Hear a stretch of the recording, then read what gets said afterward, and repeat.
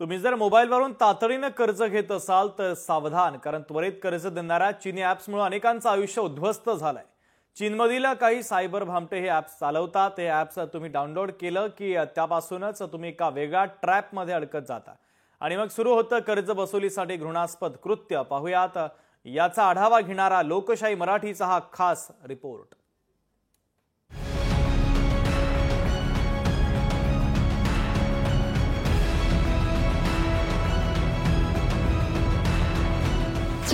चीनी ॲपवरून कर्ज घेताय, सावधान।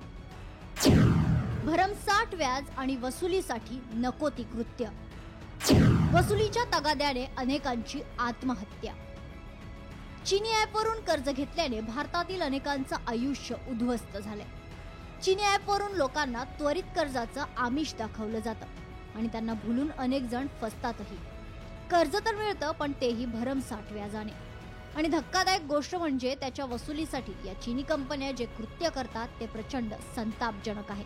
आणि या सगळ्याला कंटाळून भारतात अनेकांनी आत्महत्या केल्याचं समोर आलंय। खरं तर चीनी ॲप डाउनलोड करण्यापासून ते कर्जाच्या वसुलीपर्यंत एक प्रकारचा ट्रॅप ग्राहकांवर लावला जातो। म्हणूनच सगळ्यांनी जागरूक राहण्याची गरज आहे। सोशल मीडियावर त्वरित कर्जाच्या जाहिराती दिल्या जातात। कर्ज मिळण्यासाठी ॲप डाउनलोड करण्याची सूचना दिली जाते। लिंक क्लिक केल्यावर आपल्या मोबाईलचा ॲक्सेस त्यांना मिळतो। खासगी माहिती, बँकेचे तपशील चोरून टार्गेट केलं जातं।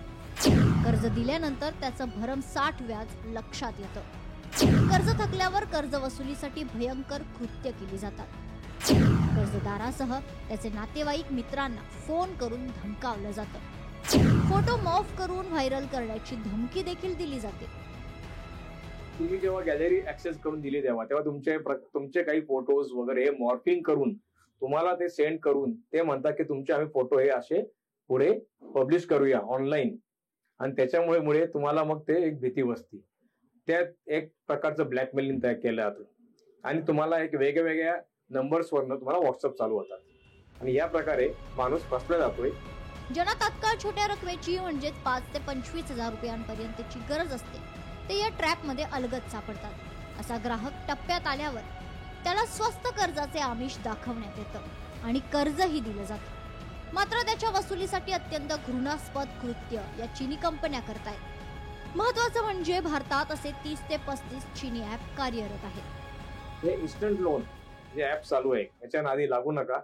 जे काही लिगली तुमचे बँक्स आहेत, आरबीआयने मान्यता दिलेल्या आहेत, त्यांच्यावर तुम्ही लोन अप्लाय करा लिगली पेपर्स डॉक्युमेंट्स देऊन, आणि याच्यावर तुम्ही वाचा। मुंबई पुण्यासारख्या शहरातील ग्राहक गळाला लावण्यासाठी या चीनी कंपन्यांचा प्रयत्न असतो। आता तर हे लोन ग्रामीण भागातही पसरण्याची भीती व्यक्त केली जाते।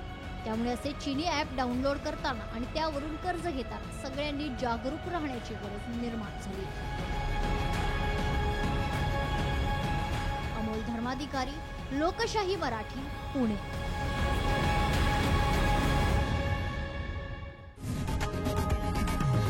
लोकशाही मराठी ऐका, पहा, जागरूक रहा।